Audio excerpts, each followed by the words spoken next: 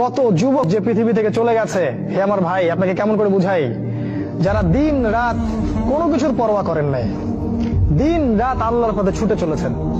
ওই খালিদ বিন ওয়ালিদ রাদিয়াল্লাহু আনহুকে দেখেন, তিনি মৃত্যু সজ্জায় বলেছিলেন যে আমি জাহাদতু কাযা ওয়া কাযা, আমি যে কতই না যুদ্ধ করেছি আল্লাহর পথে, আমার শরীরে এমন একটা দাগও নাই যেখানে মানে একটা জায়গাও বাকি নেই আমার শরীরের মধ্যে যেখানে কোনো তরবারির আঘাত নাই বা বর্ষার ছোঁয়া নাই। সেদিন তিনি মৃত্যু সজ্জায় বলছিলেন যে আজকে আমি আমার বিছানায় মারা যাচ্ছি, আমি যুদ্ধের মাঠে মারা যাওয়ার সৌভাগ্য আমার হলো না।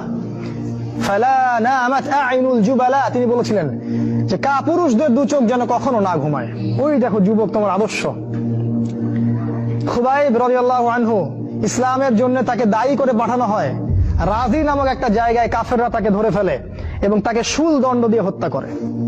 খুবাইব রাদিয়াল্লাহু আনহুকে যখন শুল দেওয়া হচ্ছিল তিনি বলছিলেন, এই কবিতাটা ভালো করে পড়বা, রাইকুল মাকতুম বই আছে, লাস্তু উবালিহি না উক্তালু মুসলিমান। তাকে যখন শুল দণ্ড দেওয়া হচ্ছে, শুল দণ্ড মানে বোঝো, পিছন দিয়ে মানে লৌহ দণ্ড প্রবেশ করিয়ে মাথা দিয়ে বের করে দিত, কঠিন দণ্ড, একটা ফাঁসি টাসির চেয়েও ভয়ঙ্কর। এই শুল দণ্ড তাকে দেওয়া হচ্ছে এবং বলা হচ্ছে তুমি কি চাও তোমাকে ছেড়ে দেই আর মুহাম্মাদকে তোমার জায়গায় শুলদণ্ড দেই? কাফেররা বলেছিল। আর এই যুবক বলেছিলেন যে আমার জীবনের বিনিময়ে নবীর একটা চুলের আঘাত পাক সেটাও আমি চাই না। দোয়া করছে আল্লাহ আমার মৃত্যুর সংবাদটা নবীকে পৌঁছে দিও। আল্লাহ পাক সেটা পৌঁছে দিলেন। রাসূল মদিনা থেকে খবর পেয়ে গেলেন যে খুবাইবকে হত্যা করা হয়েছে। তিনি তখন কবিতা আবৃত্তি করছিলেন যে লাস্তু উবালিহি না উক্তালু মুসলিমান, আমি কোনো পরোয়াই করি না যখন আমাকে মুসলিম হিসেবে হত্যা করা হচ্ছে। আলাই জামিন কানা লিল্লাহি মাসরাই, আমাকে যেদিকেই পাশ ফেরানো হোক না কেন সেটা আল্লাহর জন্যই।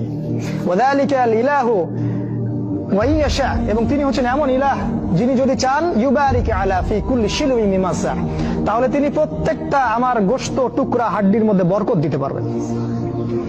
এই কবিতা বলতে বলতে তার জান চলে যায়। এই যে তোমার আদর্শ, কখনো ভেবেছো তাদেরকে নিয়ে? তারা তোমাদের সুপার হিরো। আজকে ফ্যান্টাসির জগতে সুপার হিরো খুঁজে বেড়াও তোমরা।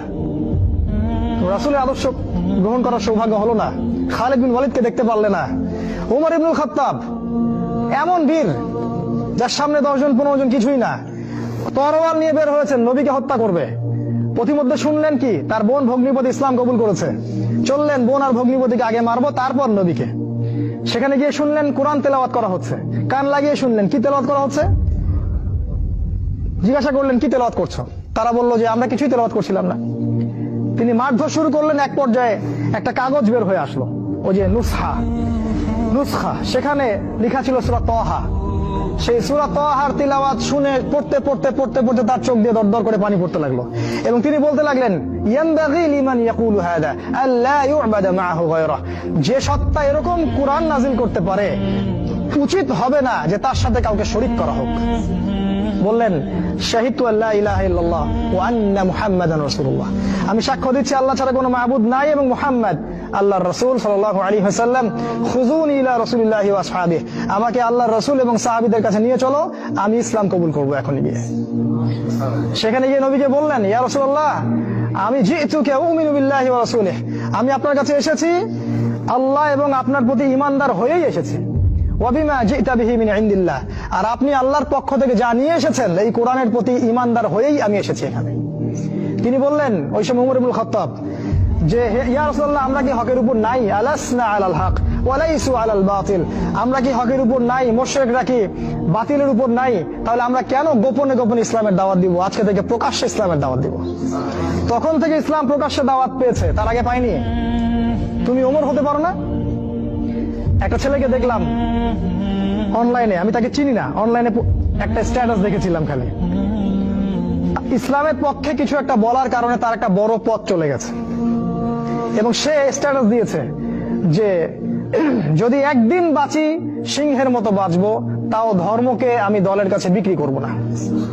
মন থেকে দোয়া চলে আসলো ওর ওখানে। আমি কমেন্ট করেছি যে তোমাকে আল্লাহ ওমরের মতো কবুল করুক।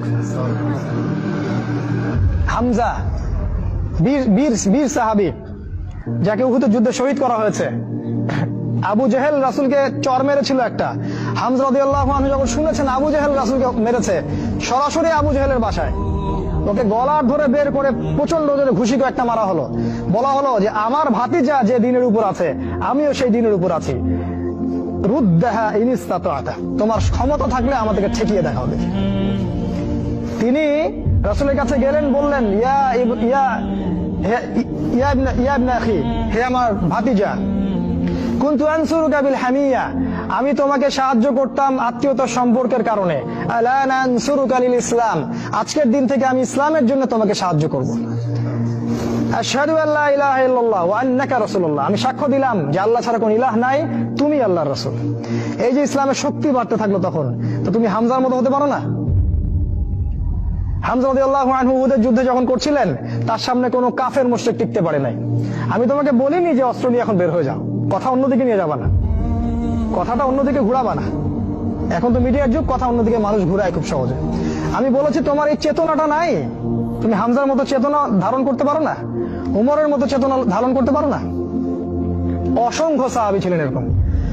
মুসআব বিন উমাইর এত ধনী সাহাবী ছিলেন, যার আতরের খুশবু ছিল আরবের সবচেয়ে দামি আতরের খুশবু। ইসলাম কবুল করে সব ছেড়ে দিলেন, এক পোশাকে তাকে কবর দেওয়া হয়েছে উহুদের মাঠে।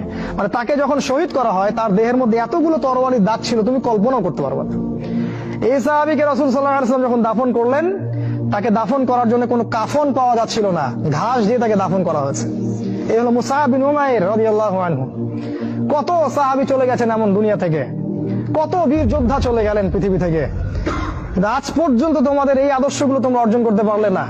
তোমরা এখনো সেই পশ্চিমা সভ্যতার গোলক ধাঁধায় পড়ে আছো। ওই ইহুদি, ওই খ্রিস্টান, ওই দাজ্জালের অনুসারীরা যা শিখাচ্ছে তাই শিখছো, যা গিলাচ্ছে তাই গিলছো, মিডিয়া যা দেখছো তাই বিশ্বাস করছো।